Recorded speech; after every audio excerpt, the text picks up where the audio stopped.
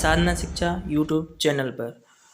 Friends, मेरा नाम पवन कुमार और आप लोगों के बीच में आज मैं एक ऐसा टॉपिक लेके आया हूँ जिससे हर सीटेट एग्ज़ाम और टेट एग्ज़ाम में 2 से 3 नंबर के प्रश्न पूछे जाते हैं।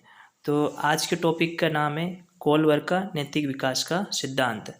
इस कोलवर्ग के नैतिक विकास सिद्धांत को पूरा समझने के लिए वीडियो को अंत तक देखें और अगर वीडियो पसंद आए तो चैनल को सब्सक्राइब करें, क्योंकि मैं उन्हीं टॉपिकों को लाऊंगा जो कि एग्ज़ाम में जहाँ से प्रश्न पूछे जाते हैं।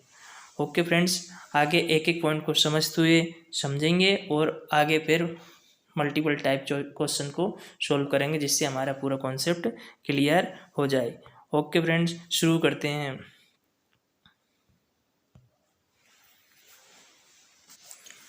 अमेरिकी मनोवैज्ञानिक लॉरेंस कोलवर्ग का नैतिक विकास सिद्धांत सोच यानी स्विट्जरलैंड के मनोवैज्ञानिक जीन पियाजे, जिन्होंने संज्ञानात्मक विकास का सिद्धांत दिया था, सिद्धांत का एक मूल रूपांतर है। यानी मनोवैज्ञानिक जीन पियाजे के मनोविज्ञान सिद्धांत का एक मूल रूपांतर है। राइट। कोलवर्ग के नैतिक विकास सिद्धांत की अवस्था सिद्धांत यानी स्टेज थ्योरी भी कहा गया है। यहाँ से एक प्रश्न ये बन गया, कोलवर्ग के नैतिक विकास सिद्धांत को क्या गया तो अवस्था का सिद्धांत भी कहा गया। ठीक है। और एक प्रश्न ये बन गया कि कोलवर्ग कहाँ के निवासी थे, तो ये अमेरिका के मनोवैज्ञानिक थे। राइट। आगे बात करते हैं। नैतिक व्यवहार जन्मजात नहीं होता बल्कि इसे सामाजिक परिवेश से सीखा या अर्जित किया जाता है। बिल्कुल राइट। जो नैतिक विकास है वो जन्मजात नहीं होता बल्कि हम समाज से, हमारे एटमॉस्फेयर, आसपास के वातावरण से सीखते हैं। पॉजिटिव अगर हम वातावरण में हैं तो पॉजिटिविटी सीखते हैं, नेगेटिव वातावरण में तो नेगेटिविटी सीखते हैं। राइट। क्या आप ये जानते हैं कि कोलवर्ग ने सर्वप्रथम नैतिक विकास सिद्धांत 1969 में दिया था और इसके बाद इन्होंने 1984 में संशोधन किया था। बिल्कुल, कोलवर्ग ने सर्वप्रथम नैतिक विकास का सिद्धांत 1969 में दिया था और इसमें फिर इन्होंने 1981 व 1984 में संशोधन भी किया था।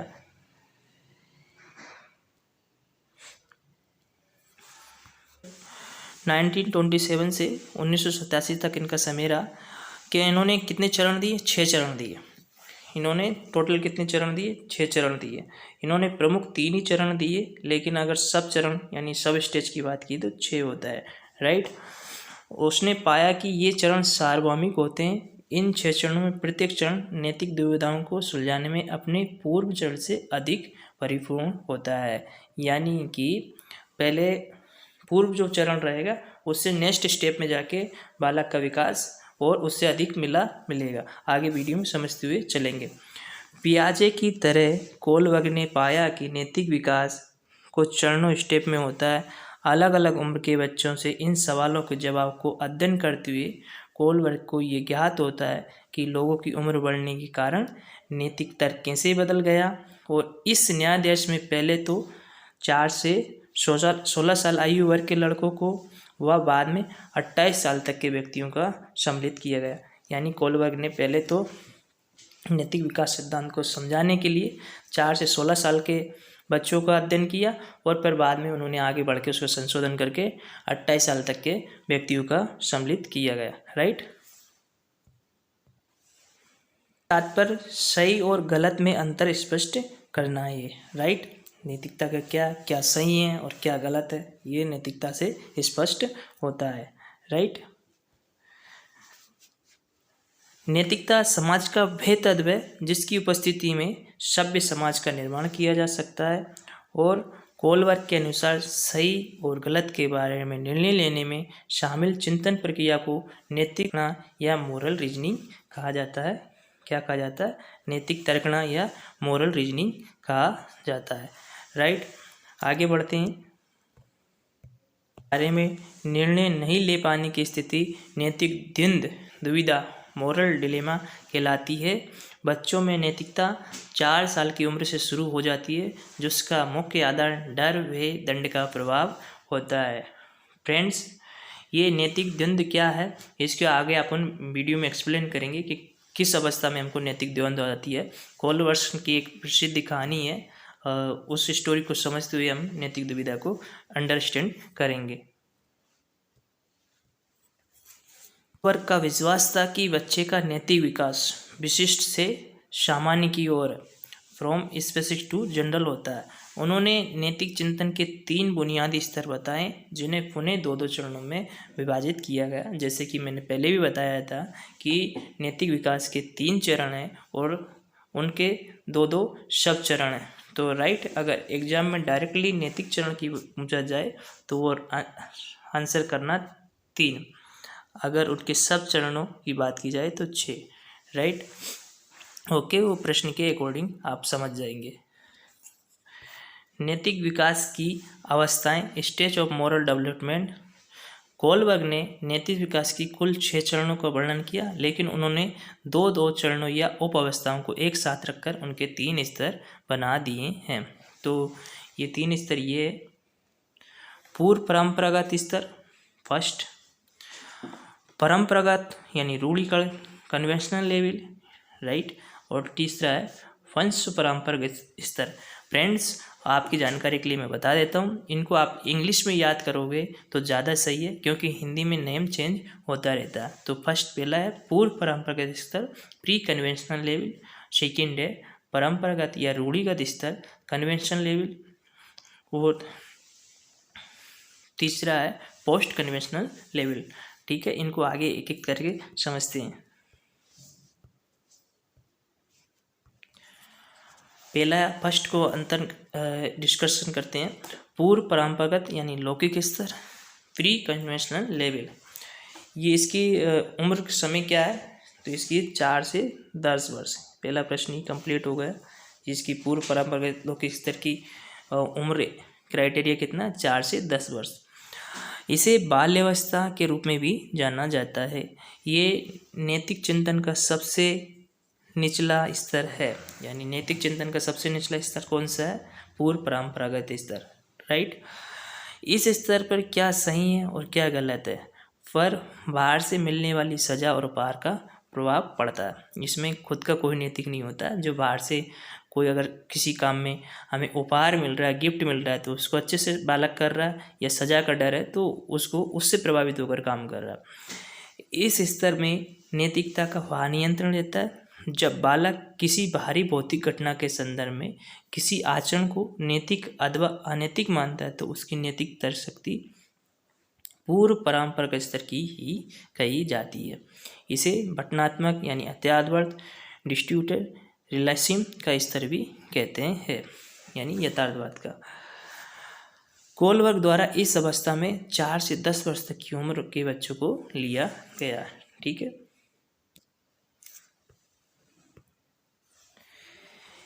इस स्तर के अंतर्गत 2 चरण या उप अवस्थाएं आती है, जैसे अपन ने पहले डिस्कस किया था कि हर चरण की 2 उप अवस्थाएं हैं।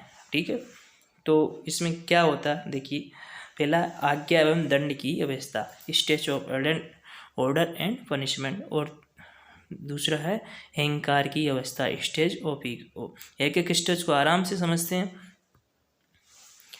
आज्ञाकारिता और सजा अभिविन्यास या आज्ञा एवं दंड की अवस्था। ठीक है, इसमें क्या होता है, एक एक पॉइंट को समझते हैं। ये नैतिकता की पूर्व परंपरागत का पहला चरण है। ये यानी आज्ञाकारिता और सजा पूर्व परंपरागत का पहला चरण है। ठीक है, ये बाहरी सत्ता पर आधारित है, यानी बालक के अंदर से कुछ भी नहीं हो रहा, बाहरी सत्ता उसको जो भी दंड मिल रहा है या पुरस्कार मिल रहा है उस पर डिपेंड करेगी ये चीज़। ये नैतिक सोच सजा पनिशमेंट से बंधी होती है। बिल्कुल राइट। जैसे बच्चे ये मानते हैं कि उन्हें बड़ों की बातें माननी चाहिए, नहीं तो बड़े उन्हें दंडित करेंगे, और बालक द्वारा मान्य व्यवहार पुरस्कार प्राप्त करने या दंड से बचने के लिए किया जाता है। यहाँ जिसकी लाठी उसकी बाँस कहावत चरितार्थ होती है। बिल्कुल राइट है, जिसकी लाठी उसकी भैंस, उस तरह की यहाँ पर कंडीशन बनती है। दूसरा चरण है इसका पूर्व परंपरागत वाले का ही, व्यक्तिता और विनिमय या अहंकार की अवस्था। ये पूर्व परंपरा का दूसरा चरण है। इस अवस्था को यांत्रिक साधन यानी सापेक्षता इंस्ट्रूमेंटल रिलायबिलिटी भी कहते हैं, क्या कहते हैं, यांत्रिक सापेक्षता कहते हैं इसको। ये व्यक्ति केंद्रित एक दूसरे का हित साधने पर आधारित नैतिक चिंतन की अवस्था होती है। ठीक है, बालक आत्म केंद्रितता, इकोसेंट्रिज्म यानी मेरे लिए इसमें क्या है, इस स्थिति को व्यक्त करता है। राइट, इसमें मेरा क्या फ़ायदा, मेरे लिए क्या, इस तरह की सोच वो रखता है। ठीक है, इस अवस्था में बालक के सभी नैतिक क्रियाएं अपनी आवश्यकताओं तथा इच्छाओं पर केंद्रित होती है। राइट है, ठीक है, बालक के लिए वही क्रिया नैतिक होती है जो उसके हित में होती है। ये इसमें ये दोनों चरण किसके हो गए, पूर्व नैतिकता के स्तर के, प्री कन्वेंशनल लेवल के। राइट, आशा करता हूँ समझ में आ रहा होगा। यहाँ बच्चा सोचता है कि अपने हितों के अनुसार कार्य करने में कुछ गलत नहीं है, परंतु हमें साथ में दूसरों को भी उनके हितों के अनुरूप काम करने का मौका देना चाहिए। अतः इस स्तर की नैतिक सोच यही कहती है कि वही बात सही है जिसमें बराबरी का लेन देन हो रहा हो। अगर हम एक दूसरे की कोई इच्छा या आवश्यकता पूरी कर दें तो वे हमारी इच्छा पूरी कर देंगे। गिव एंड टेक, इक्वलिटी, या तुम मेरी पीठ खुजलाओ मैं तुम्हारी पीठ खुजलाऊंगा, कहावत का एक उदाहरण अच्छा बैठ रहा है। ठीक है, यानी बच्चे उस लेवल से सोचते हैं कि कहीं ना कहीं हम किसी की हेल्प करेंगे तब हमारा कोई मदद करेगा। Give respect and take respect वाले सिद्धांत पर बात करते हैं। ठीक है, अब अपन दूसरे चरण का डिस्कशन करेंगे। दूसरा चरण है परंपरागत यानी लौकिक स्तर, जिसको इंग्लिश में कहते हैं कन्वेंशनल लेवल। राइट, वो पूर्व परंपरागत स्तर की बात थी तो 4 से 10 वर्ष की थी। अब इसमें उम्र का क्राइटेरिया रहेगा 10 से 13 वर्ष। ठीक है, एक प्रश्न ये बन जाता है कि कन्वेंशनल लेवल में बच्चों की उम्र कितनी रहती है, तो 10 से 13 वर्ष। ठीक है, यह प्रश्न ऐसे पूछा जा सकता है कि नैतिक स्तर में 10 से 13 वर्ष की उम्र किस स्तर की है, तो आंसर आ जाएगा परंपरागत लौकिक स्तर की। ठीक है, इसे किशोरावस्था के रूप में भी जाना जाता है। इस अवस्था को किशोरावस्था के रूप में भी जाना जाता है। इस स्तर पर लोग एक पूर्व आधारित सोच से चीज़ों को देखते हैं, जैसे बच्चों का व्यवहार उनके माँ बाप या किसी बड़े व्यक्ति द्वारा बनाए गए नियमों पर आधारित होना है। यानी जो नियम घर पे मतलब कुल रीति जो बनी हुई है या बड़े माँ बाप जो कर रहे हैं, जिसको वो रोल मॉडल मानते हैं, उसके अकॉर्डिंग जाते हैं। नियमों पर आधारित होना है। इस स्तर में नैतिकता पर सामाजिक नियंत्रण रहता है। कोलबर्ग द्वारा इस अवस्था में उच्च प्राथमिक स्तर के अर्थात 10 से 13 वर्ष तक की उम्र के बच्चों को लिया गया। किस उम्र के लिए गया? 10 से 13 वर्ष की उम्र के बच्चों को लिया गया। राइट, इस स्तर पर नियमों व सिद्धांतों के अनुसार नैतिकता होती है। इस स्तर पर नैतिकता किस पे होती है? नियमों व सिद्धांतों पर होती है। नियमों व सिद्धांतों पे होती है। इसे नैतिक यथार्थवाद यानी मोरल रियलिज्म का स्तर भी कहते हैं। इस स्तर को भी 2 उप अवस्थाओं या चरणों में विभाजित किया जाता है। अपन पहले ही डिस्कस कर लिए थे कि हर इस चरण का 2-2 सब चरण है, सब स्टेज है। तो इसमें भी है प्रशंसा की अवस्था। पहला चरण है प्रशंसा की अवस्था और दूसरा है सामाजिक व्यवस्था के प्रति सम्मान की अवस्था, steps of respect for social system.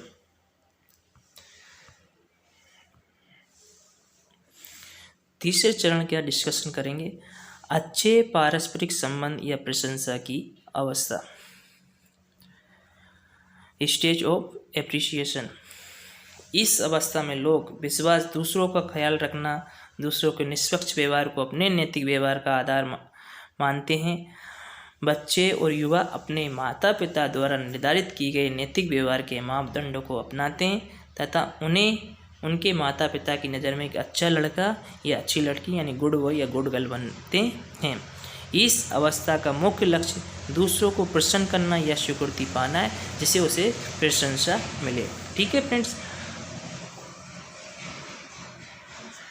सामाजिक आदेश को बनाए रखना, यह सामाजिक व्यवस्था के प्रति सम्मान की अवस्था, stage of respect for social system. यहाँ ये कोलबर्ग के सिद्धांतों की चौथी अवस्था है, और चौथी अवस्था तो क्या है, दूसरे चरण के फोर्थ सब स्टेज यानी सेकंड सब स्टेज है। ठीक है, हर चरण की दो सब स्टेज है। ये कोलबर्ग सिद्धांत की चौथी अवस्था है। इस अवस्था में नैतिकता व अनैतिकता का असर समाज पर होने लगता है। इस स्थिति में लोगों की नैतिक विकास की अवस्था सामाजिक आदेश, कानून, न्याय और कर्तव्य पर आधारित होती है। इस अवस्था में बालक सामाजिकता के गुणों को धारण करता है। ठीक है, किस अवस्था में? कन्वेंशनल लेवल में। ठीक है,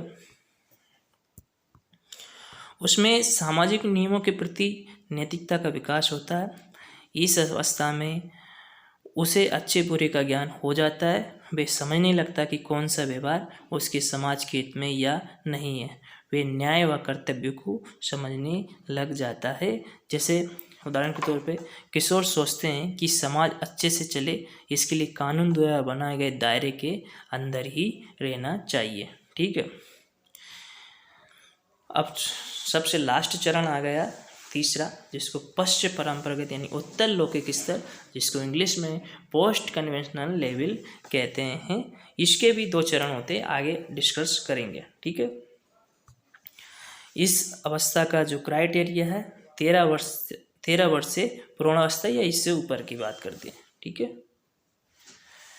प्रश्न ऐसे पूछा सकता, 13 वर्ष से अधिक उम्र के किस अवस्था में आते हैं? तो पश्चिम परंपरागत या लौकिक उत्तर लौकिक स्तर। ठीक है, इसे युवा प्रौढ़ावस्था यानी यंग एडल्टहुड के रूप में भी जाना जाता है। इसे आत्म अंगीकृत नैतिक मूल्य स्तर भी कहते हैं। कोलबर्ग के नैतिक विकास सिद्धांतों के इस स्तर पर वैकल्पिक रास्ते खोजे जाते हैं। फिर अपना एक व्यक्तिगत लाभ, पर्सनल बेनिफिट वाले व्यवहार का रास्ता ढूंढा जाता है। व्यक्तिगत निर्णय स्वयं चुने हुए सिद्धांतों पर आधारित है और नैतिक तर्क व्यक्तिगत अधिकारों व न्याय पर आधारित होता है। किस पे आधारित होता है? व्यक्तिगत अधिकारों व न्याय पर आधारित होता है। इस स्तर में नैतिकता पर आंतरिक नियंत्रण रहता है। बिल्कुल राइट फ्रेंड, जैसे हमने पहले पढ़ा था कि जो पूर्व परंपरागत नैतिकता का स्तर होता है उसमें आंतरिक नियंत्रण बिल्कुल नहीं रहता, बल्कि बाह्य नियंत्रण रहता है। बाह्य उद्दीपकों से हम बालक लर्न करता है या अपने नैतिकता के स्तर को डेवलप करता है। बल्कि इसमें जो पोस्ट कन्वेंशनल नैतिक स्तर है, इसमें आंतरिक रूप से उस पर नियंत्रण रहता है। ठीक है, ये स्तर सहयोगात्मकता नैतिकता यानी मोरलिटी ऑफ कोऑपरेशन के रूप में भी जाना जाता है। इस स्तर में 13 वर्ष से अधिक उम्र के बालकों को लिया गया। इस स्तर में किस उम्र के बालकों को लिया गया? तो 13 वर्ष से अधिक उम्र के बालकों को लिया गया है। कोलबर्ग ने अपने तीसरे स्तर को भी 2 उप अवस्थाओं में बांटा है। ठीक है,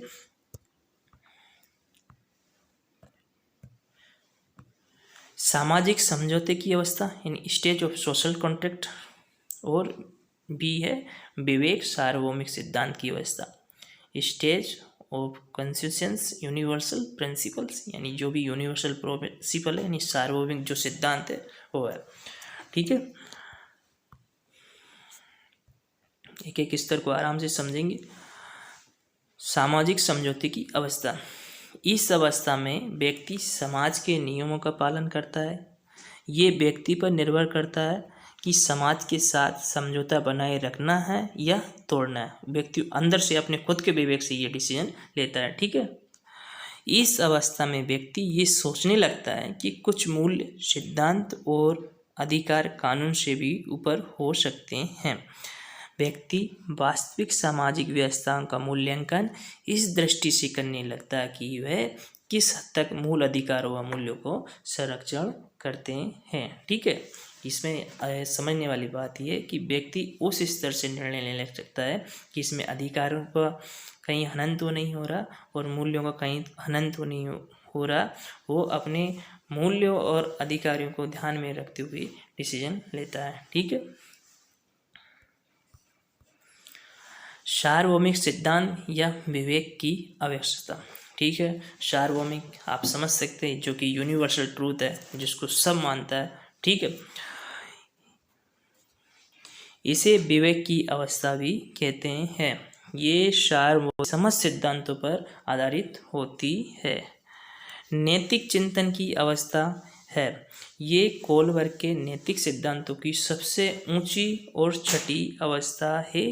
इस अवस्था में व्यक्ति अपनी भावनाओं को नियंत्रण में रखकर अपनी मानसिक शक्तियों का प्रयोग करते हुए विशेष नैतिक व्यवहार करता हुआ पाया जाता है। यानी ये नैतिक चरण में, नैतिक विकास सिद्धांत में सबसे उच्च कैटेगरी की, उच्च श्रेणी की नैतिक व्यवस्था है। ओके फ्रेंड्स, इस अवस्था में व्यक्ति सार्वभौमिक मानवाधिकार पर आधारित नैतिक मानदंड बनाता है।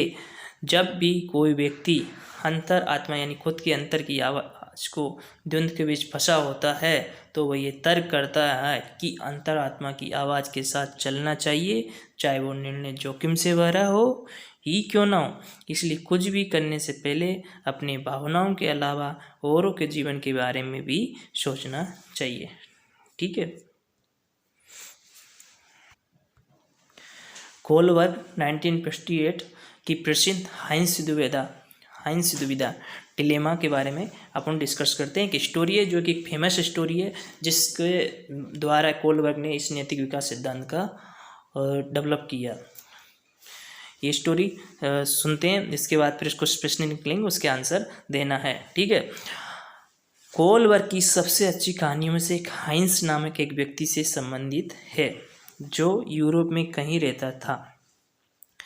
हाइंस की पत्नी क्लोरा एक विशेष प्रकार के कैंसर से मौत की कगार पर थी। डॉक्टरों ने कहा कि एक नई दवा जो रासायनिक यानी केमिस्ट द्वारा बनाई गई है उससे मतलब उस दवाई से बचाया जा सकता है। एक केमिस्ट ने एक विशेष प्रकार की दवाई बनाई थी, उससे उस दवाई से उसकी पत्नी को, जो हाइंस नामक व्यक्ति है उसकी पत्नी को बचाया जा सकता था। ठीक है। एक स्थानीय रासायनिक द्वारा दवा की खोज की गई थी और हाइंस ने कुछ खरीदने के लिए सख्त कोशिश की थी, लेकिन रासायनिक दवा बनने के लिए 10 गुना पैसे मांग रहा था। मतलब जो जिस केमिस्ट ने वो दवाई बनाई थी ना, वो उस दवाई को 10 गुना पैसे मांग रहा था और ये हाइंस के लिए बहुत अधिक था। ये हाइंस के लिए बहुत ज़्यादा अधिक था, वो उस पे को नहीं कर सकता था। हाइंस केवल उसकी लागत को ही चुका सकता, जो उतना कॉस्ट उस दवाई को बनाने में लगा था वो उतना ही दे सकता था, उससे अधिक नहीं दे सकता था। वे परिवार और दोस्तों की मदद के बाद भी आधे पैसे एकत्रित कर सका। उसने केमिस्ट को समझाया कि उसकी पत्नी की मौत की कगार पर है और पूछा कि क्या वह दवा सस्ती हो सकती है या बाद में बाकी राशि चुका दूंगा, उसके लिए ठहर जाए। तो जो पीड़ित था यानी हाइंस ने उस केमिस्ट से बोला कि भाई मेरे पास इतने ही पैसे हैं, इस दवा को सस्ता दे दो या मैं उस पैसे को बाद में दे दूंगा, लेकिन वो केमिस्ट माना नहीं। ठीक है। लेकिन केमिस्ट ने इनकार कर दिया, उसने दवा की खोज की, इससे वे पैसे कमाने जा रहे हैं। तो पति अपनी पत्नी को बचाने के लिए बेताब था, यानी हाइंस अपनी पत्नी को बचाने के लिए बेताब था। इसलिए उस रात वह केमिस्ट की दुकान में दवा चुराने के लिए घुस गया और दवा चुरा ली। जब उसको दवाई नहीं मिली तो उसने क्या किया, उस दवा को चुरा ली। ये कहानी पढ़ने के बाद जिन बच्चों में साक्षात्कार लिया, मतलब ये कहानी पढ़ने के बाद, सुनने के बाद बच्चों का इंटरव्यू लिया गया तो उन्हें नैतिक दुविधा यानी धर्म संकट, मोरल डिलेमा पर बनाए गए कुछ प्रश्नों के उत्तर देने होते थे। ठीक है। ये एक स्टोरी सुनाई, इसके बाद फिर उससे बनने वाले प्रश्न बच्चों से ही पूछे तो उनके जो आंसर निकले उसको अंडरस्टैंडिंग करते हुए नैतिक विकास सिद्धांत का डेवलपमेंट किया। तो ये कुछ प्रश्न हैं, उसको आप कमेंट बॉक्स में आंसर दे सकते हैं कि वह उसको दवा चुरानी चाहिए थी या नहीं चुरानी चाहिए थी। राइट। एक प्रश्न है, क्या हाइंस को दवा चोरी करनी चाहिए थी? ठीक है। सेकंड प्रश्न है, क्या चोरी करना सही है या गलत है, और गलत है तो भाई क्यों गलत है? ठीक है। थर्ड है, क्या ये एक पति का कर्तव्य है कि वो अपनी पत्नी के लिए दवाई चोरी करके लाए? क्या दवाई बनाने वाले को हक है कि वह दवाई को इतने पैसे मांगे? क्या पुलिस को रसायन को यानी केमिस्ट को हत्या के लिए गिरफ्तार करना चाहिए यदि महिला की मृत्यु हो गई तो? क्या ऐसा कोई कानून नहीं है जिससे दवा की कीमत पर अंकुश लगाया जा सके और क्यों और क्यों नहीं, राइट। जैसे प्रश्न निकल के आए। अतः कहा जा सकता है कि नैतिक तर्कता जो मोरल रीजनिंग है आयु के अनुसार विकसित और परिवर्तित होती है। यानी जो नैतिकता है ना सिचुएशन और उम्र के हिसाब से परिवर्तित यानी चेंजिंग होती रहती है।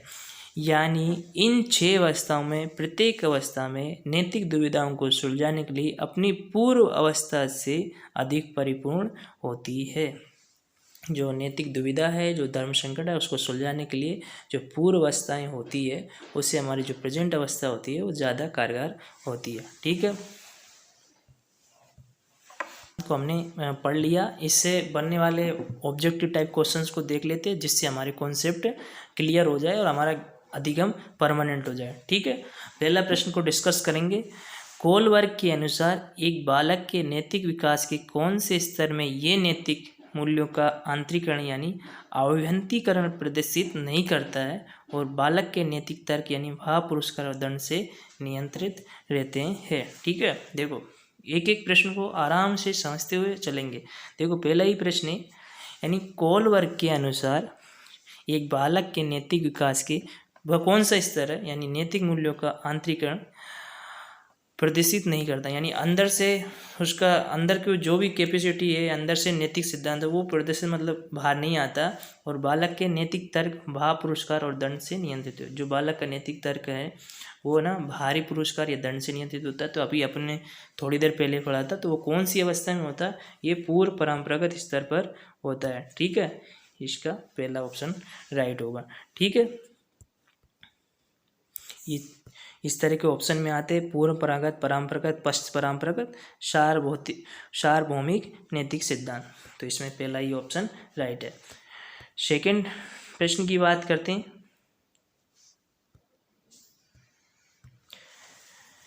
लॉरेंस कोलबर्ग के सिद्धांत में कौन सा स्तर नैतिकता की अनुपस्थिति का सही अर्थ में सूचित करता है, यानी कोलबर्ग के अनुसार नैतिक का सिद्धांत में किस स्तर में नैतिकता नहीं होती है, उसका सही अर्थ कौन सा उदाहरण करता है, स्तर फर्स्ट। क्योंकि पहले स्तर में नैतिकता की अनुपस्थिति होती है क्योंकि वो भारी नैतिकता पर डिपेंड करता है। ठीक है, वो option is the right answer.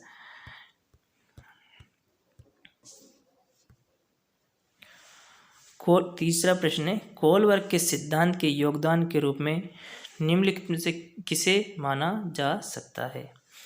Kohlberg के सिद्धांत के योगदान के रूप में निम्नलिखित में से किसे माना जा सकता है। ठीक है,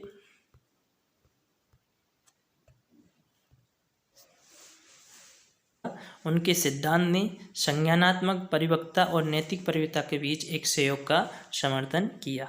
ठीक है, नेक्स्ट प्रश्न को डिस्कस करेंगे। कोलबर्ग के नैतिक विकास के सिद्धांत के अनुसार परस्पर स्वरूप अभिमुखता का निर्णय किस स्तर पर होता है। ठीक है, मतलब एक बार प्रश्न को समझेंगे। कोलबर्ग के नैतिक विकास सिद्धांत के अनुसार परस्पर स्वरूप अभिमुखता का निर्णय किस स्तर पर होता है, तो वो होता है परस्पर अभिमुखता का किस स्तर पर आता है, तो वो परंपरागत स्तर पर आता है, यानी कन्वेंशन लेवल पर आता है। ठीक है, वो option is right answer. Next प्रश्न को देखेंगे। कोलबर्ग के अनुसार अच्छा बालक अच्छी बालिका की ओर उन्मुख होने वाला संकेत किस अवस्था में होता है, तो ये लौकिक नैतिकता का स्तर पर होता है, यानी गुड गर्ल गुड बॉय का जो सिद्धांत है वो लौकिक नैतिकता के स्तर पर होता है। कोलबर्ग इसमें से विश्वास रखता है, इन 4 ऑप्शन में से किस पे विश्वास रखता है कोलबर्ग। एक स्तर के नैतिक फैसले से दूसरे फैसले तक की गति ज्ञानात्मक परिपक्वता में उन्नति पर आश्रित है, तो इसका पहला ही ऑप्शन इज राइट आंसर होगा।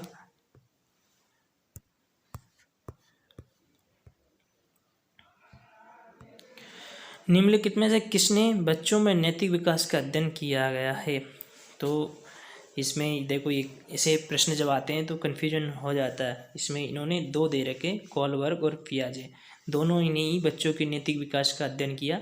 इन्होंने पियाजे ने संज्ञानात्मक विकास का अध्ययन किया और इन्होंने कोलबर्ग ने नैतिकता का अध्ययन किया, लेकिन दोनों ने ही नैतिक विकास से संबंधित अध्ययन किए, इसलिए राइट आंसर आएगा आ व दोनों ही।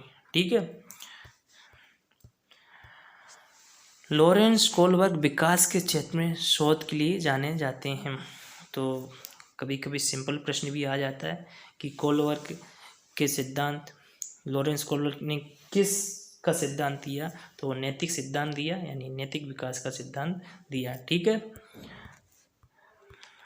कोलबर्ग के सिद्धांत की एक प्रमुख आलोचना क्या है, यानी कोलबर्ग के सिद्धांतों की एक महत्वपूर्ण कोई आलोचना है, उसमें 4 ऑप्शन में से कौन सी है।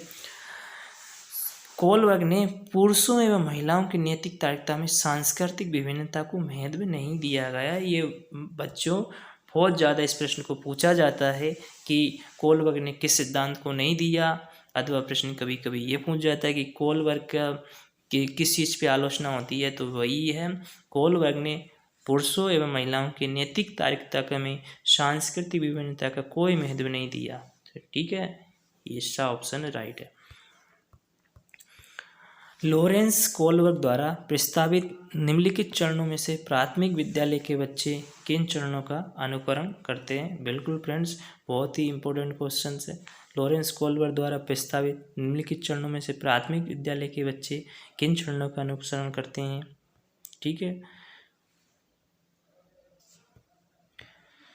तो लॉरेंस कोलबर्ग के अनुसार प्रस्तावित निम्नलिखित चरणों में प्राथमिक विद्यालय के बच्चे किन किन चरणों का अनुसरण करते हैं। एक तो पहला है आज्ञा पालन और दंड उन्मीकरण का प्राथमिक स्तर के बच्चे, यानी 4 से 10 वर्ष के बच्चे इस चीज़ का अनुकरण करते हैं। ठीक है, और अच्छे अंत्य व्यक्ति संबंध, एक दूसरे से अच्छे संबंध रहे, इस चीज़ का अनुकरण करते हैं प्राथमिक स्कूल के बच्चे। तो राइट आंसर हो जाएगा वाह, का और खा। ठीक है, कोलबर्ग के अनुसार सही और गलत के प्रश्न के बारे में निर्णय लेने में शामिल चिंतन प्रक्रिया को कहा जाता है। कोलबर्ग के अनुसार जब द्वंद्व बचता है क्या सही और क्या गलत है, उस सिद्धांत को क्या कहा जाता है, नैतिक तर्क का कहा जाता है। ठीक है,